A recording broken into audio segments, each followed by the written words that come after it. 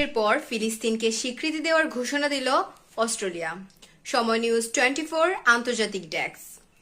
Britain, France ও কানাডার পর Australia আগামী সেপ্টেম্বর ফিলিস্তিনকে রাষ্ট্র হিসেবে স্বীকৃতি দেওয়ার পরিকল্পনা ঘোষণা করেছে।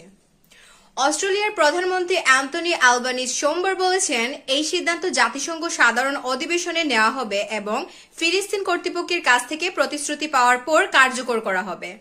তিনি বলেন, মধ্যপ্রাচ্যে সহিংসতা বন্ধ করে গাজায় চলমান সংকট ও দুর্ভোগ দূর করার সবচেয়ে কার্যকর উপায় হল দুই রাষ্ট্রের সমাধান, যা মানবতার জন্য একমাত্র আশার আলো।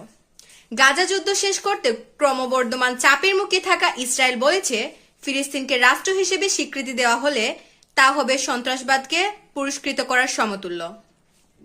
ইসরায়েল দখলকৃত পশ্চিম তীরের কিছু অংশ নিয়ন্ত্রণকারী ফিলিস্তিন কর্তৃপক্ষ আগে বলেছে, রাষ্ট্র স্বীকৃতি তাদের জনগণের আত্মনির্ধারণের প্রতি বাড়তি সমর্থনই নির্দেশ করে। আলবানিজ আরও জানান, তার সরকার এই সিদ্ধান্ত নিয়েছে প্যালেস্টাইন কর্তৃপক্ষের প্রেসিডেন্ট মাহমুদ আব্বাসের কাছ থেকে প্রতিশ্রুতি পাওয়ার পর যে হামাস ভবিষ্যতের কোনো রাষ্ট্রে কোনো ভূমিকা পালন করবে না।